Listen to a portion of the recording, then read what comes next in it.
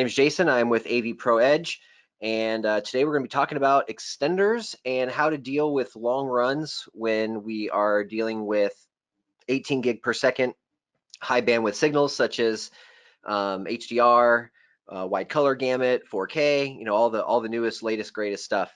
We're going to talk a little bit about some HDMI cables, talk a little bit about HD-base-T, and really the point of the webinar, guys, is to help you understand why extending HDMI is such a critical thing nowadays.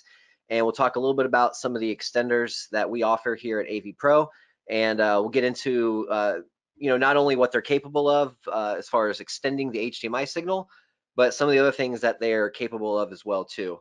My name is Jason. I am with AVPro Edge, as I said.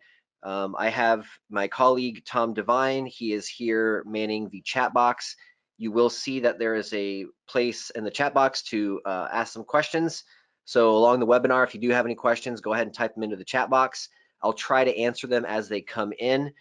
Tom's going to be manning that as well too. So he's probably going to end up answering most of the questions that you have, but in case there's a question or two that he's not able to get to or I don't see in the chat box, I will answer those questions individually at the end of the day today.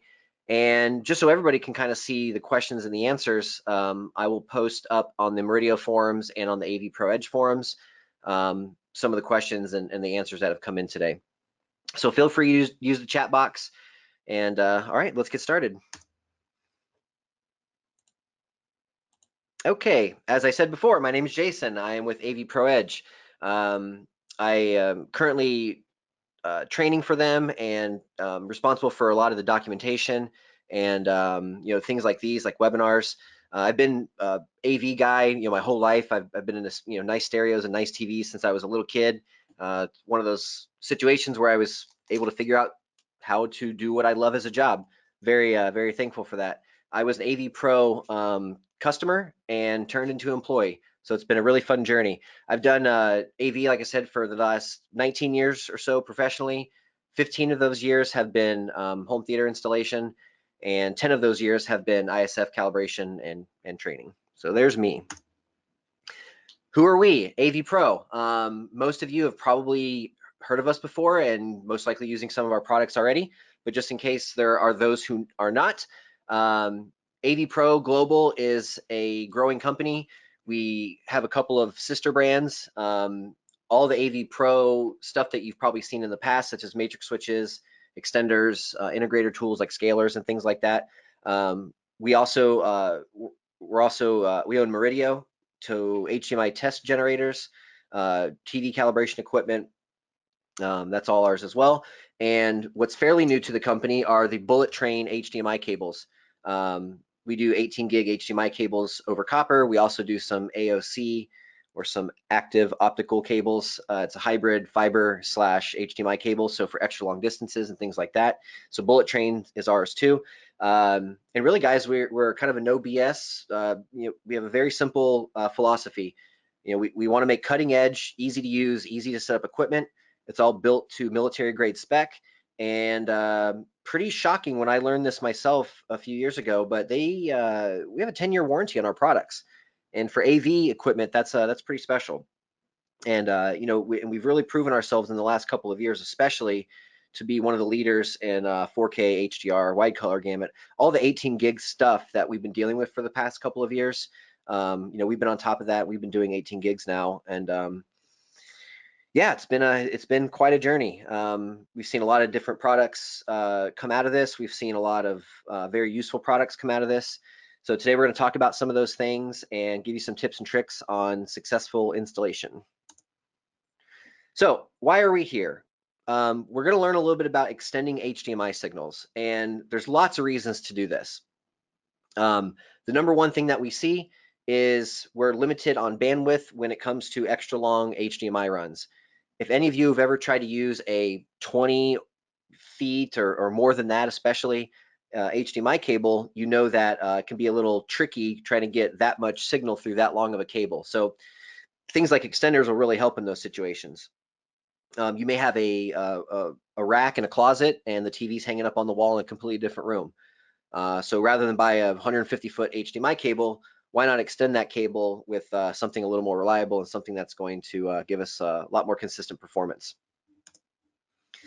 We've been dealing with HD-based for a few years now. It's a great company. They build some really cool stuff.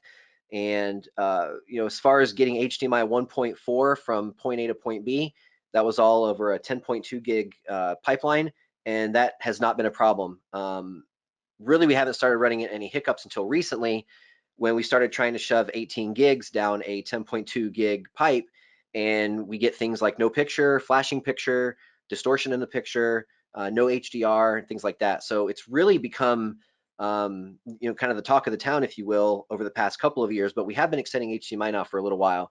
You may have situations where you need a 100-foot run or a 300-foot run in a home or a commercial environment, and a normal HDMI cable is just not going to cut it. So HDMI extenders become really important in situations where long cable runs are needed. And other than that, I mean, HDMI is great, right? It's easy to use. It does audio and video no problem. But what if you're trying to do more than just AV signals in a system? Maybe you want to hardwire all of your devices to Ethernet. You can't really do that properly with an HDMI cable. What if you wanted to pass your IR signals from the TV back to the rack? You really can't do that with an HDMI cable so well.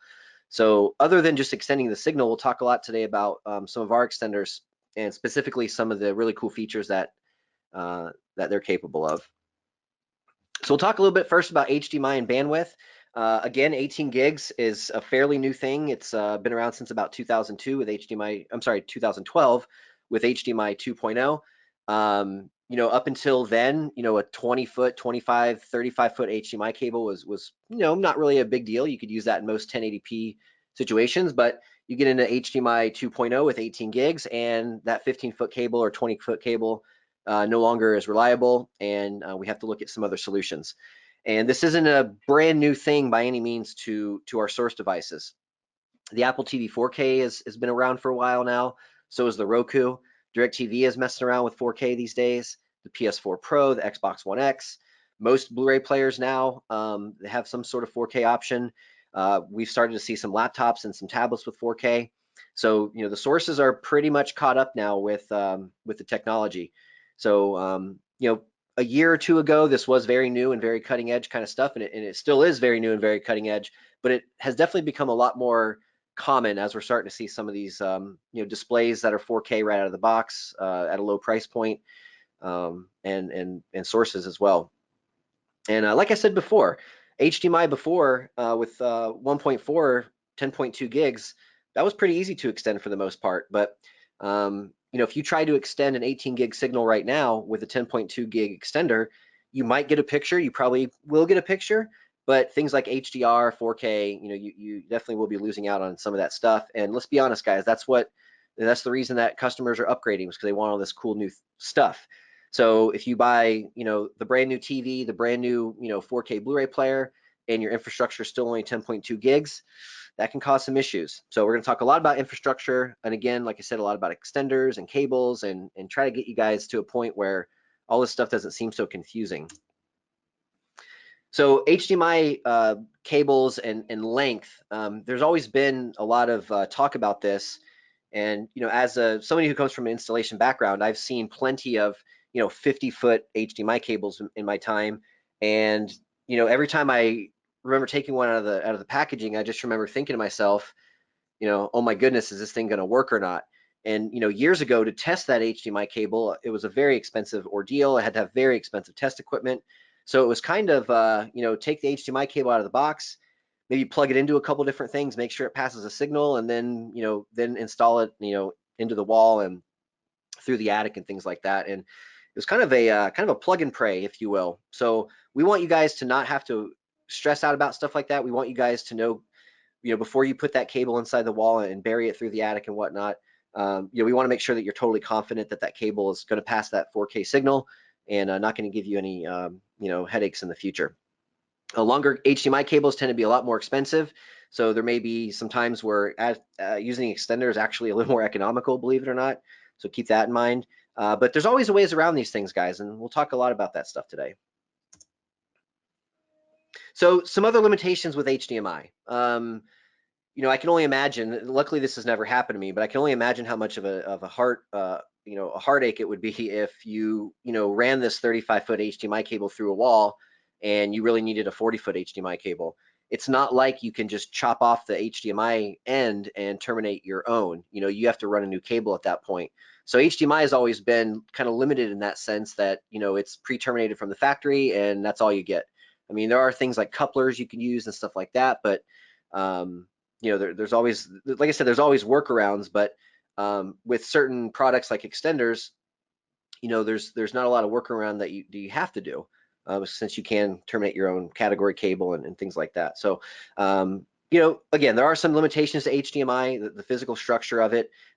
We have situations sometimes where people are mixing HDMI 1.4 devices with HDMI 2.0, you know, displays, and we get all kinds of HDCP errors and handshake errors and things like that. So, you know, HDMI is great. It's not perfect, but we are figuring out ways to make it work well in most situations. So how do we overcome these situations and limitations of all this stuff? The number one thing that people are using these days to make the HDMI cable, you know, quote unquote longer, or make that run longer, is using an extender. I have never been able to find out the correct answer to this, but they're also known as Baluns. I've heard it pronounced Baluns or Baluns. So if anybody does have the correct pronunciation of that, you know, feel free to share in the comment box. I'd like to know myself, to be honest with you. But extenders are the number one device that people are using right now to extend the signal. And HDMI cables are everywhere, guys. They're not going anywhere. We've gotten away from component video for many years now. DVI is pretty much a thing of the past. You still see it every once in a while, but you know, HDMI is the thing right now, and it's probably not going anywhere. So, you know, as you're building systems and doing system design and engineering and things like that, then, you know, just really make sure that the HDMI cables that you spec out and that you use are going to be appropriate for that install in that situation.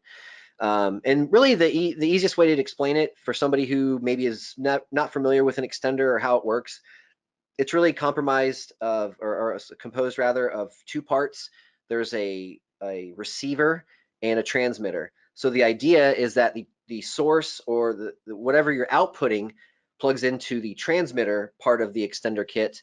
The transmitter is connected to a receiver, and that's typically with a category cable, or even with fiber. We'll get into fiber a little bit later today too.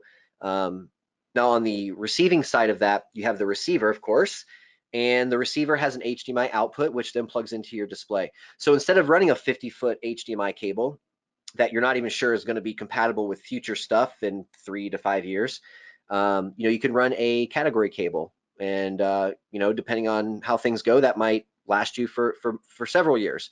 If you really want to do it right, if I were building a home today, I'd be running fiber, you know, just because when 18 gigs is old news, and I hate to say it, but it's coming. 18 gigs will be old news here in the next few years. We're going to be dealing with HDMI 2.1 very soon with 48 gigs. So I'm all about future proofing. I don't like rewiring houses every 5 years. So a fiber extender is definitely a good option, and something to consider for sure. So HDMI cables, they're not all created equal. And, you know, back when HDMI was brand new, we're talking like the early 2000s, you know, it was this big revelation because now we were able to transmit signals digitally. And I was under the impression, you know, all that time ago, that it's all digital, right? It's all ones and zeros. It doesn't matter how long the cable is or the quality of the cable, just buy whatever, because it's just digitally. It's either going to pass a signal or it's not. And that was a little short-sighted of me and a little naive of me, but what I ended up learning over the years was that HDMI cables are definitely not all created equal, and some are built better than others. And this is something we really have to consider nowadays, because with these high bandwidth signals, a HDMI cable that's not really, you know, built to the task or built for the job, you could have all kinds of problems with that cable. So last year, AVPro Edge, we invested into a Keysight oscilloscope. This is an oscilloscope that's very, very cool, very, very expensive. But now we're able to actually look at HDMI signals and figure out if these signals are good or not. So what we tested, and what you're seeing the example of on this page, is a test of an HDMI cable on the left and the same HDMI cable just in a longer length on the right. So the eye diagram is pretty easy to kind of decipher once you know what to look for. I'm not sure if you guys can see my little mouse pointer or not. Maybe you can, but notice on the left side, you've got big black voids that make up these kind of triangle shapes. And in the very middle, there's a big shape that's shaped like an eyeball. That's why it's called an eye diagram. So you've got these big black empty spaces here, and that's an example of a good signal. You want as much empty space and as much of those black voids as possible. On the right side, you see the same exact cable, just in a longer length, and notice that the eye and the what we'll call triangles, those black spaces are much smaller now. And what ends up happening in the real world, actually looking at a picture on a screen, is that picture might not even show on the screen, period, if it's really bad, but you might have things like a flickering picture, or you turn it on one day and it works, you turn it on another day, it doesn't work. Maybe there's, long times you're having to wait for it to sync and things like that. So again, I just wanted to show you guys this just to kind of show you a little bit of the science behind it. And, good HDMI cables, whether you're buying short ones or long ones, it really doesn't matter. You want to go for something that's, very high quality with a very high QA. That's just going to make your job easier as an installer. Like I said, I can't imagine how frustrating it would be if you ran a cable through a wall and then it turns out that it didn't work. So, do it right at the beginning, and it'll save you less headaches at the end. So with HDMI cables, how do you know if you're getting a good one? Years ago, I used to just plug it in, see if it worked, and then put it in the wall and, cross my fingers and hope for the best. And in the days of, 720p, 1080i, 1080p, not that big of a deal. But nowadays, if you just buy a cable and throw it in the wall and you try to put 4K through it, you have no idea if it's going to work or not. So having test equipment, especially today in 2018 and going forward, having test equipment is just as important as having a drill or a screwdriver in your test kit, or a pair of wire strippers. I can't tell you how much time I've saved over the years just using test equipment to troubleshoot systems. These pieces of equipment are worth their weight in gold. What you see in the image, the top image, is a picture of the Meridio 6G/6A HDMI analyzer kit. You can test HDMI cables with this kit. You can calibrate displays with this kit. You can test the outputs of different devices with this kit. You can read EDID. You can do all kinds of cool stuff. There's another kit that we have called the Fox and the Hound, which does a lot of what the 6A and 6G do, but there's no calibration functionality. If you're a calibrator and a troubleshooter for your company or on your own, you probably want to go with something like a 6A, 6G. If you're not calibrating and just troubleshooting, then you can get away with the Fox and Hound, no problem. The bottom picture on this page is an example of a successful cable test. So there was an HDMI cable plugged into the generator. The other end of it was plugged into the analyzer. And when you run the cable test on the analyzer, this is the kind of stuff that you'll see. So I know it's kind of small, but you should be able to see it fairly easily. The top test was for the 5-volt hot plug. That passed no problem. That means that the device and the source know each other are there. That's good. Data channel 0, data channel 1, data channel 2. That's actually all of your AV information. So 0 errors there. That's all very good. The DDC passed no problem. The hot plug, that passed no problem.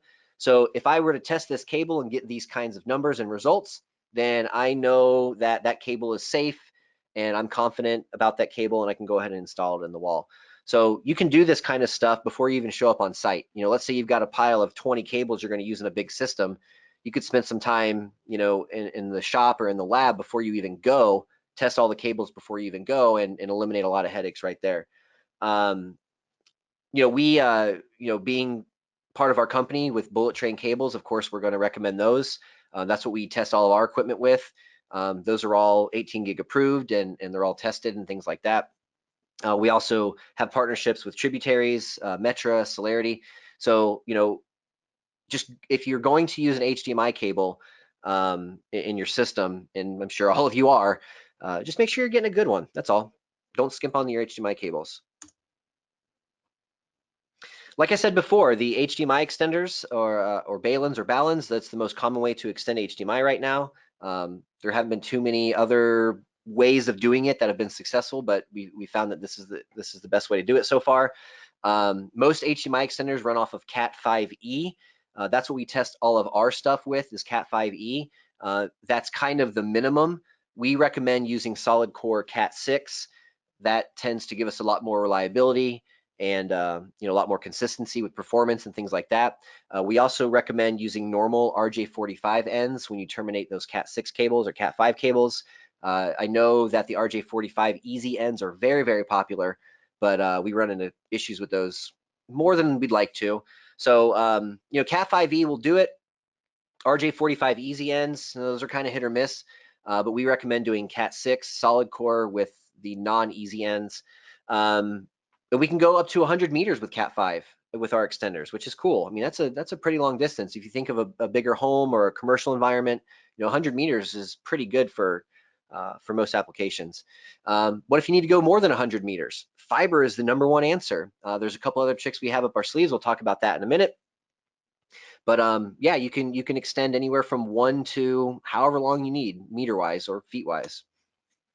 So you might be asking, well, we're talking about HD-based T for the most part. If we're talking copper cable, at least with Cat5e and Cat6 and whatnot, that's all approved for 10.2 gigs, and we're talking about 18 gig infrastructure and 18 gig source and data.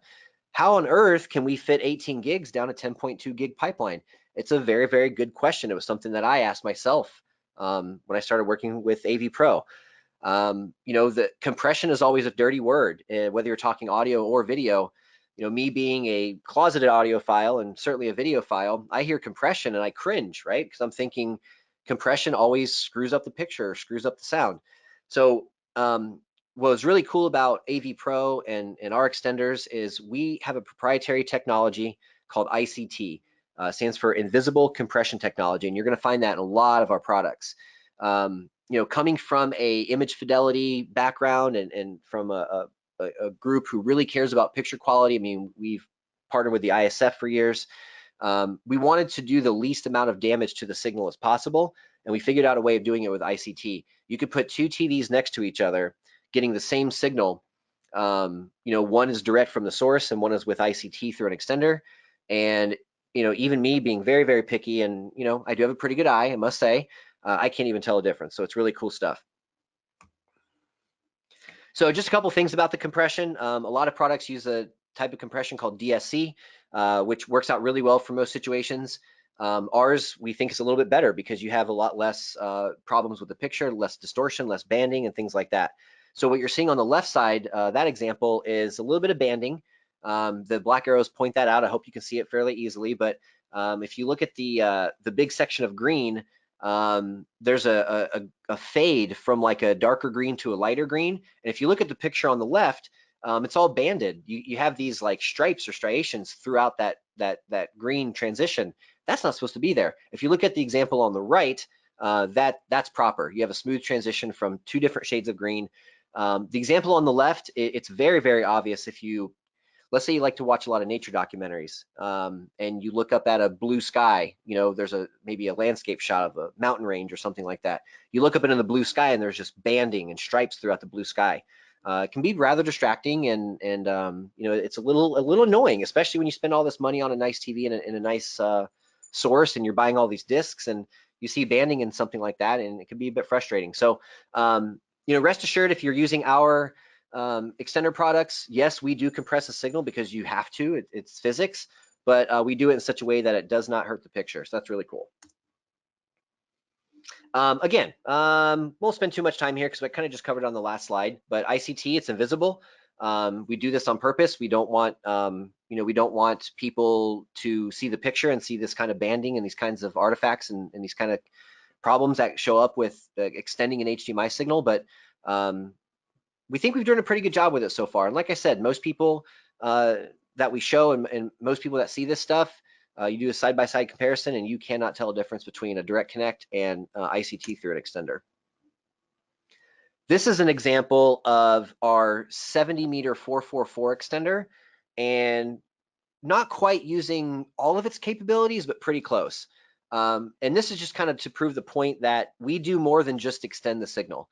So I kind of teased at the very beginning of the webinar that, you know, let's say you want to hardwire devices to your router for better performance, faster speeds. You know, you're streaming Netflix, that's all 4K now, and Dolby Vision and things like that, and you really need the bandwidth for it.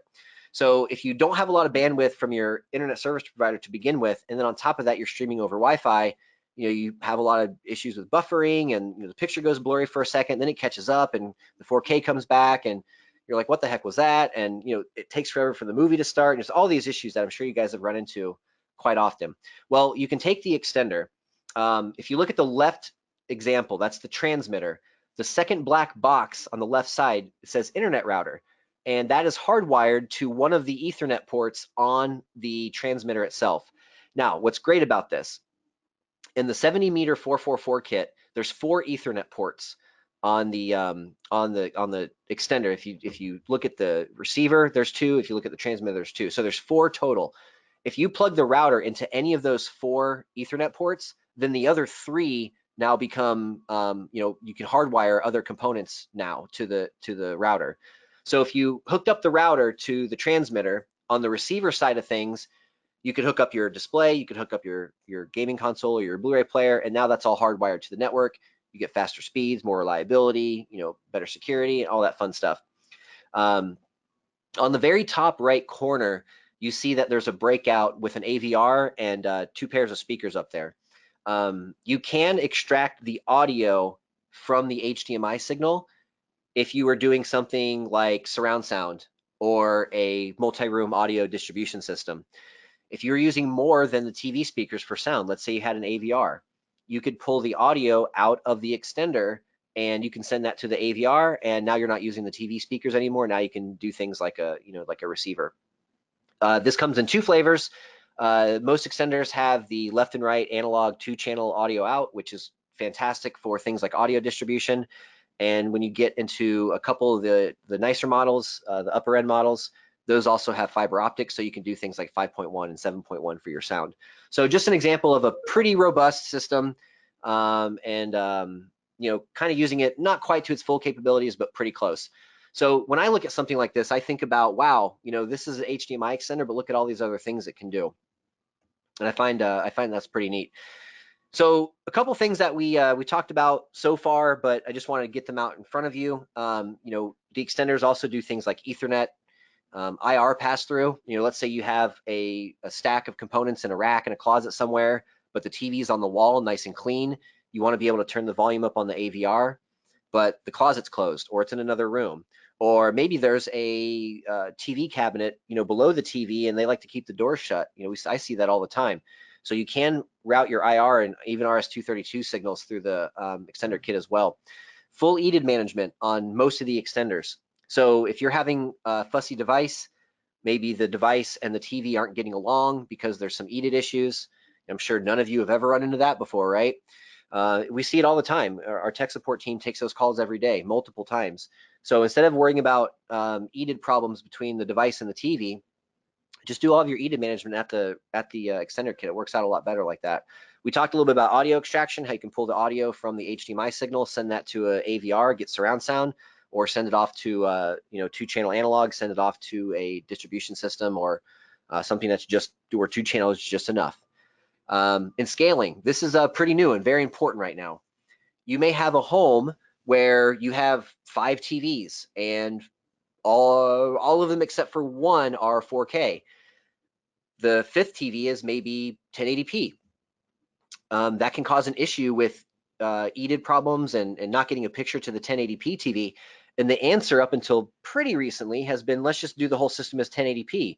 And that's kind of a bummer. I mean, you've got these 4K sources, you've got these 4K TVs in the home, but you can't even take advantage of that because the one TV in the kitchen is 1080p. That doesn't sound very fun. So why not take the signal from 4K down to 1080p just for that one television that's in the kitchen, and the rest of the house and the rest of the system can still be 4K. We'll get into more of that a little bit later in the webinar, and I've got some diagrams for you to see as well. So when you're shopping for an extender, the number one question that you should ask yourself is, how long do I need to go? And that's really going to determine whether you need a copper-based extender or a fiber-based extender. Now, when I say copper-based extender, that just refers to the cable that connects the transmitter to the receiver is a category cable that's built from copper. When we say a fiber extender, that means that the cable that connects the transmitter to the receiver is literally a fiber optic cable. With the fiber, that comes with some benefits. There's no need for compression. That's really cool. You can go much longer distances. There's no electromagnetic interference. So if you run that fiber cable next to a piece of Romex up in the attic, you don't have to worry about the signal being degraded from the piece of Romex cable. The fiber cable and the Romex cable, they're two completely different types of cable, so you're not going to have any interference there. So it can make your installation a little bit easier too. And not to mention things like future proofing. Like I said before, if I was going to build a house right now, instead of rewiring this house, 5 years from now when everything's 48 gigs, if I were building a house right now, I would go ahead and do fiber. That way I'm future proofing myself. A couple other cool things about fiber, you can go as far as 2,000 meters with our product. You have a lot more bandwidth than copper. So again, those 48 gig signals are going to be no problem. Fiber is a lot faster, as you guys know. No EMI, we talked about that. More reliable. That might sound a little weird. What do you mean more reliable? Well, if you are running your cables through an attic and one gets squished underneath a joist or something like that, probably going to be fine. In fact, we wanted to kind of prove this during an ISF class recently. So we took a fiber cable, we tied it in a knot and pulled it tight as we could. And you can see the picture on the screen showing that the signal is still getting through. So a lot more reliability there. Fiber holds up in moist environments. We found that too. So yeah, definitely think about fiber if you're doing a big system in a big home. I'll say this till the day I die. I don't want to rewire my house every 3 to 5 years because there's new technology. Go ahead and future-proof yourself now and do fiber. Fiber is new to a lot of people, so I wanted to cover just a few basics with you. We recommend a company called Clearline. They make a great product. They provide cables, the ends themselves to crimp on. That might sound really weird to you about crimping your own fiber. We're going to talk about that in the next couple slides, but just a couple basics around fiber. There's typically two types of fiber. You'll see optical multi-mode and optical single mode. Multi-mode is what you're going to see in most environments, residential, commercial. That's good for, I can't remember the exact number, but a couple thousand meters at least. If you were running a piece of fiber cable from one state to another, then that's when you want to look at like an optical single mode, but multi-mode is going to be fine for what we do for the most part. There are different grades of fiber. You see them listed as anything from OM1 to OM5. The higher the number, the higher the grade, means that the fiber is more pure and clearer. Therefore, you get better transmission and things like that. So we recommend starting with OM3 for the kind of signals that we're dealing with. OM3 is enough. You go with OM4 or OM5. More power to you, but OM3 is good enough for what we do. You'll see two types of terminate of ends that you can terminate: the LC connectors and the SC connectors. From my experience so far, I'm seeing more LC connectors than anything. And here's the $1,000,000 question: are you buying pre-terminated fiber or are you making your own?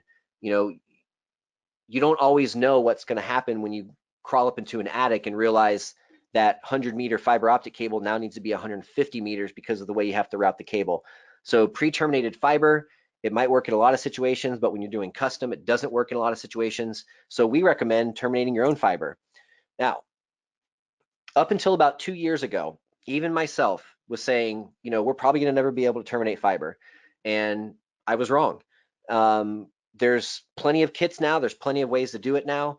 Fiber has been able to be terminated now for residential and commercial environments like what we work in. We've been able to do it now for a little while, maybe 2 years. And it was always, before this, it was always some kind of dark art. People who knew how to terminate fiber were these magical wizards of some sort. The equipment to do it was very expensive. You had to do it just right. These guys were wearing practically hazmat suits to terminate the fiber because they were afraid of the strands. And I get all that. So that's why I kind of stayed away from it for a while. But nowadays, guys, there's so many easy ways to do it. There's a kit that sells for, I think, less than $600, made by Clearline. You see it pictured here on the right side of the screen. A couple of pictures from an ISF class back in November. It looks like that was from the Tampa class. Just a couple guys. That's Brad on the left. That's Lowell on the right. AVPro Edge employees. Just showing some students from the class how to terminate the fiber. Once you do it 1 or 2 times, you get the hang of it right away. And once you're good at it, you can do it in less than a minute. The fiber cable itself is protected by a polymer. So, as far as worrying about those little glass shards and particles getting into your skin and God forbid your eyes or something like that, You know, those days are over. You can see that Brad and Lowell in these pictures, both of them are not even using gloves. So that kind of shows you how safe it is to terminate fiber these days. So, you know, if you're doing long cable runs, if you want to future-proof the home for the client, things like that, then fiber to me is kind of the no-brainer. You can buy a kit to terminate it easily. The cable itself is not very expensive anymore. And it just seems to be like a very, very good solution for the future. So we mentioned a little bit before about the extenders, and you know, there's plenty of very good extenders out there that just simply extend the signal, and that's totally cool. But we wanted to go a little bit more than that. We wanted to go above and beyond. So we try to think of, you know, what else can we have the extender do that will be helpful for the installers? You know, we're always thinking about the installers. We're always thinking about, you know, making things easy and giving you guys lots of options. So we did things like Ethernet support, the IR pass-through, the EDID management, the audio extraction, the scaling. You can even do things like USB with a couple of the extenders. So let's say you had a home theater PC in the rack in the closet, and you wanted to control that PC with a mouse and a keyboard from your couch. You can do that with the extenders. You can extend those USB signals as well. So a lot more than just extending the signal. We've got a lot more going on than just that. And we're gonna review some of those things over the next few slides. So the first one, this is just a real simple example of how you would pass an IR signal through the extender. So you see the transmitter on the left, the receiver on the right. There's a cat cable connecting the two together. On the left side, hooked up to the transmitter, is an IR receiver. On the right side, hooked up to the transmitter, is an IR emitter. So if I was aiming the remote at the TV in the living room, I could now control the volume on the receiver in the closet. So just an example of how easy this could be.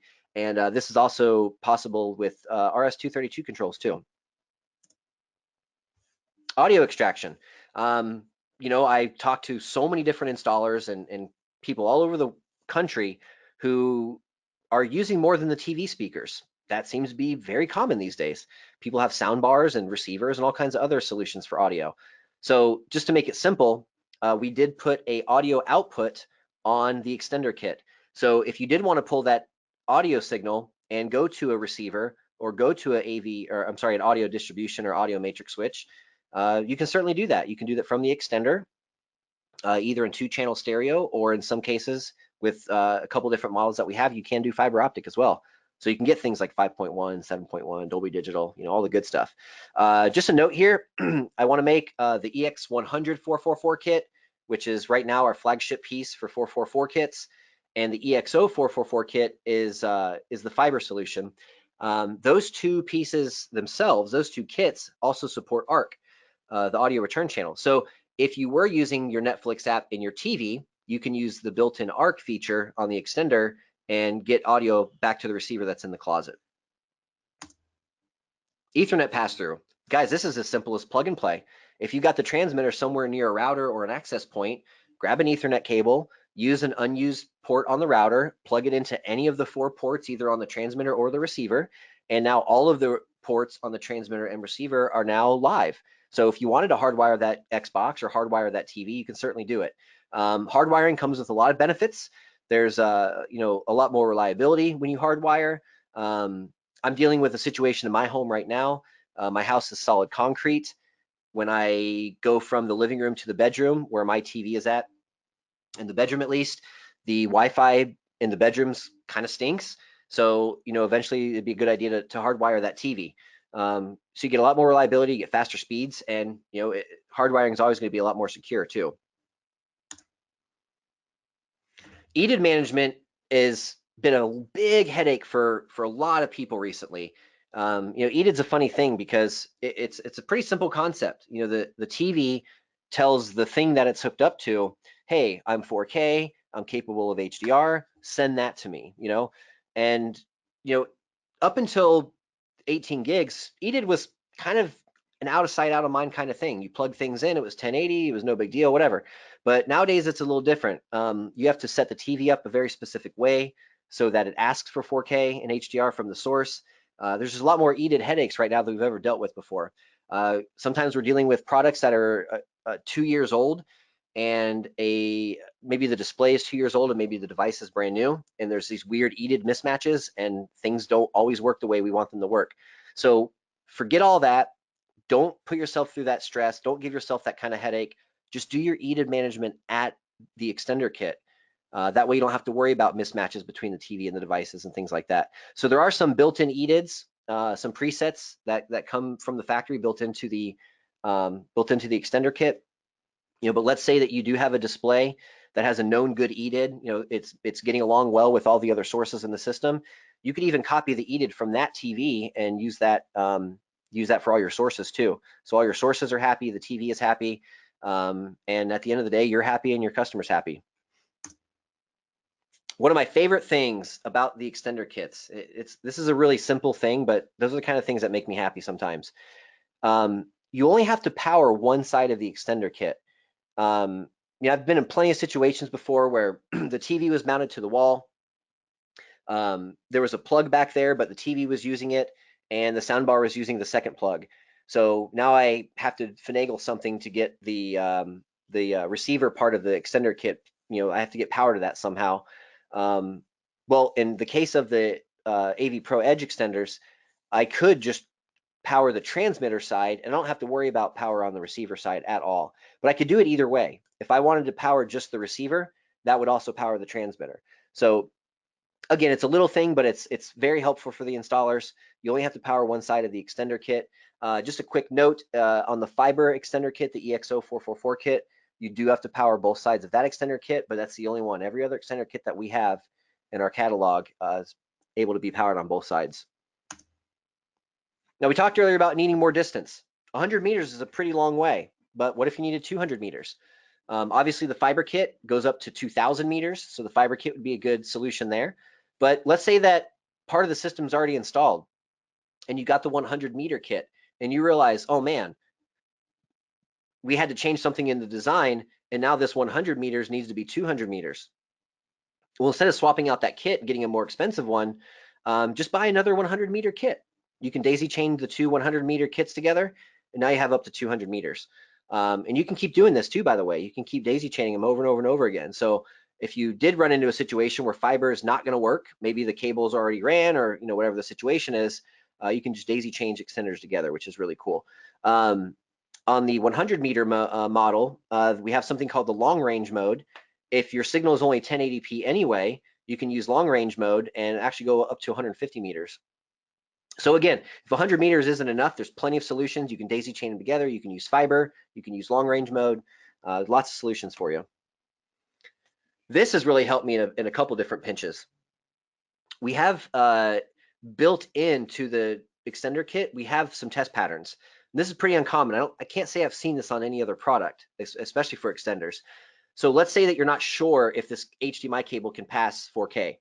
Let's say maybe you're not sure if this TV is capable of doing 4K, or maybe you're troubleshooting. Maybe you're not getting 4K through the system, or maybe you're not getting any picture through the system. You can do two different test patterns through the extender kit. One of them's 1080p and one of them's 4K. So this can really help you with troubleshooting, and it's usually pretty. It's almost always going to be a bigger time saver than plugging things in, running upstairs, plugging another thing in.